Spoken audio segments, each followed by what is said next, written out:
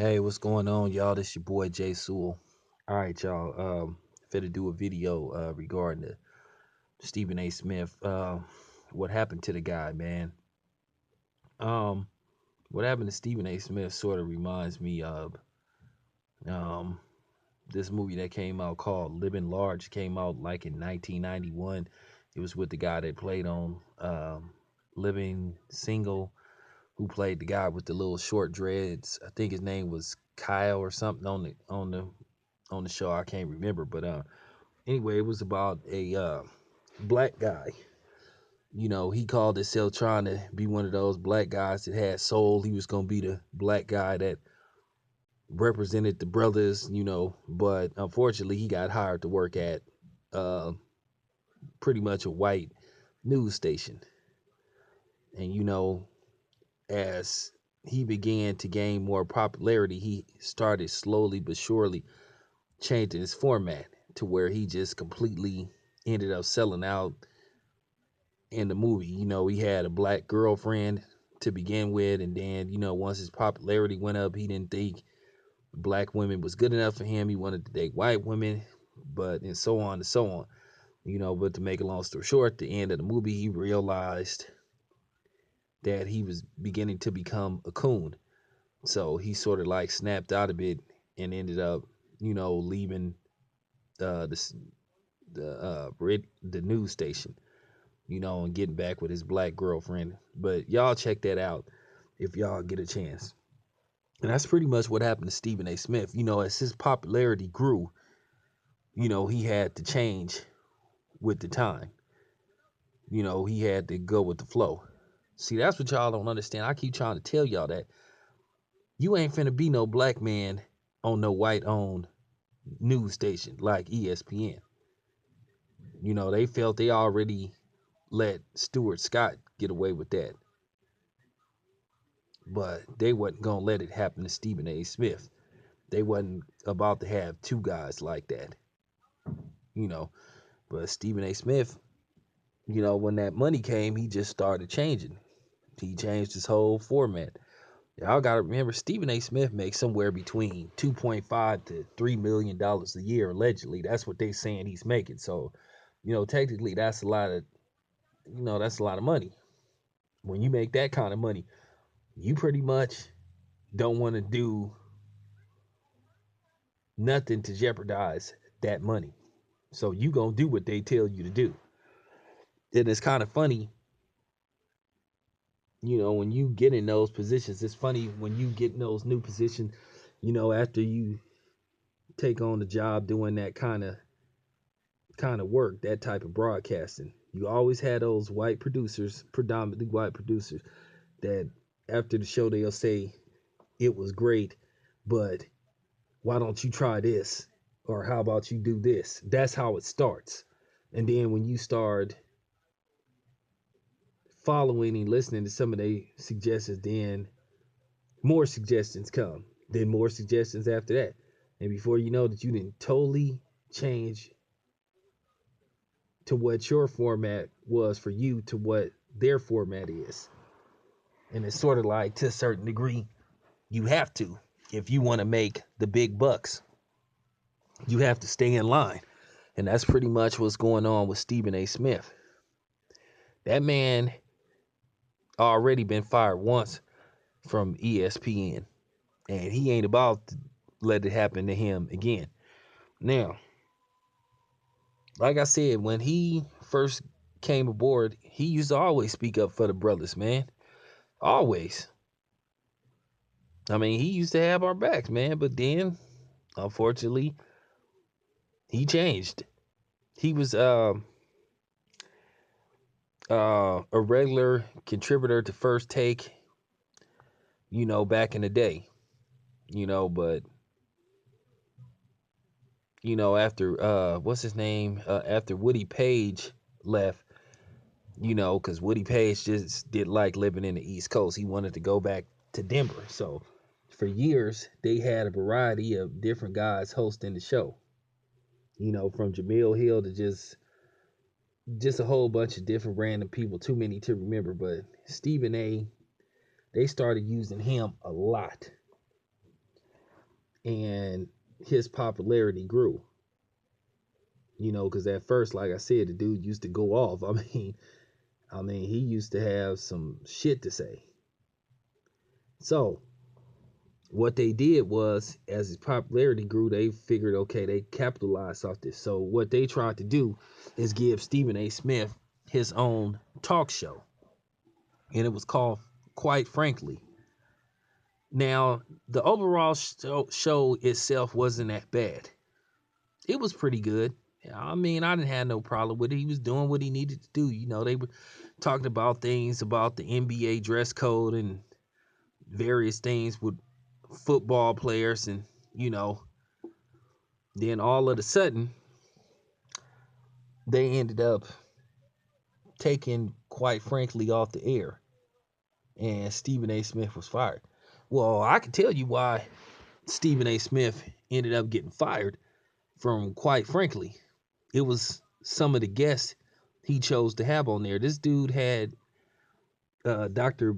Boyce Watkins on there at least 3 to 4 times, if I'm not mistaken. If you don't know who Dr. Boyce Watkins is, he has a channel on YouTube.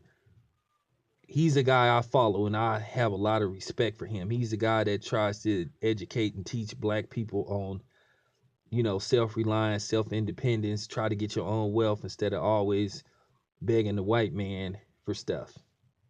He tries to teach black people uh about how to get things on their own. He has something called the Black Wealth Boot Camp. So he's a very controversial figure. He's been on CNN a couple of times. He ethered Juan Williams before. He called him a happy house Negro. So, he's a very controversial figure. Then he had, if I'm not mistaken, Cornel West on there before. He had him on there. He had Dr. Michael Eric Dyson.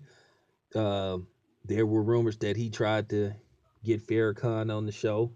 So that was why, the real reason why they took him off the air, because he had guys like that. He got into it with the producers of the show about, you know, the direction of the show and what type of guests he should have on the show. And like I said, he sort of went through what happened with Arsenio Hall the first time, when his show was abruptly canceled. And there's to this day, nobody knows what really happened with Arsenio Hall. Some people say he quit the show. Some people say um, Paramount canceled the show. So it's hard to say. But one of the reasons the show ended up getting taken off the air is because Arsenio Hall got into it with the producers because he had Minister Farrakhan as a guest on the show. And yeah, he got into it with them. I remember the I think the following show after Farrakhan had been on there, you know, Arsenio sort of took a jab at um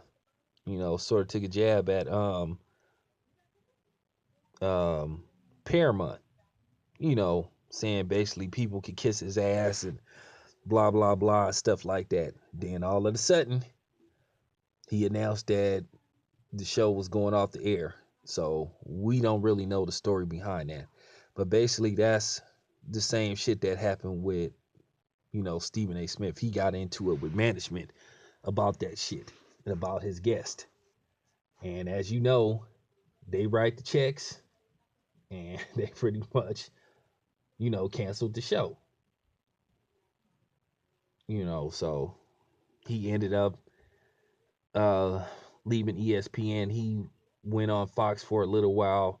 He tried to be like sort of a political consultant, and you could just tell he was totally, when I say he was totally out of his element, you could just tell he totally was out of his element. He's a sports guy, and they tried to have him talking about political stuff on the show.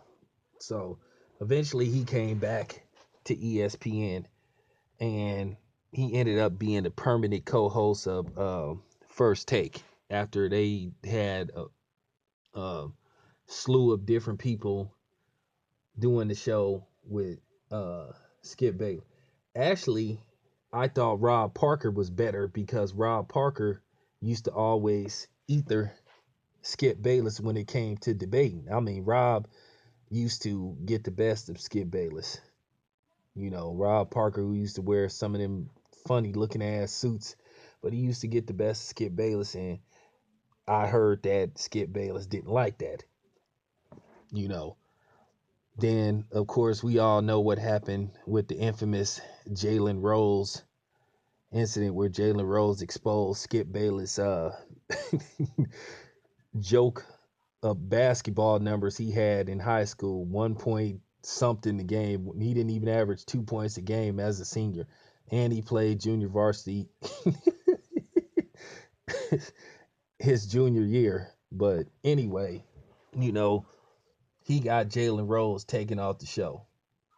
You know, which, and it's funny how those ESPN guys, they love to call athletes out their name and disrespect them, but then when they say something back to them, then they get all sensitive and shit. You know, and then they say the athletes are can dish it out, but they can't take it when it's actually them. But, you know, that's what, happened with Stephen A. Smith, man. When he came back, you know, to ESPN the second time, them checks got bigger. So he ain't about to do nothing to fuck off his money. He gonna do whatever they tell him to do. It's sad. It's very sad.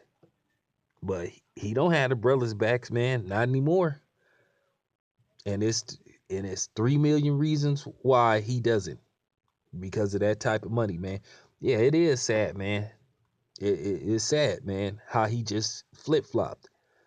You know, from him defending the brothers to him throwing the brothers under the bus on a regular basis. Like I say, this nigga say Floyd is his buddy, but then he never came to Floyd's aid when people were actually saying that Ronda Rousey could beat him up and all this ridiculous stuff. He always talked about Greg Hardy. Anybody that's black that do something that's not deemed cool, they throw him under the bus. But he don't do it to Johnny Manziel. He don't do it to Ronda Rousey. He only do it to,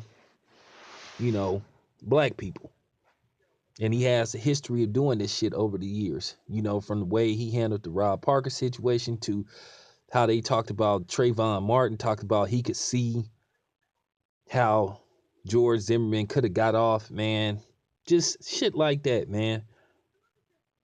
Just saying a lot of fucked up ass shit, man. Just straight up cooning, man. I mean, he just pathetic, man. I can't even stand to listen to this nigga talk. But anyway, man, that's what happened with Stephen A. Smith, man. When the checks got bigger, he had to, go with the flow because he making that good money. Y'all gotta understand, man. There ain't no such thing as being black and working for the Disney Network or working on a station at ESPN. You not allowed to be black. You gonna do whatever the fuck them people tell you to do. If not, you not gonna be on ESPN. But this your boy Jay Sewell. I'm out.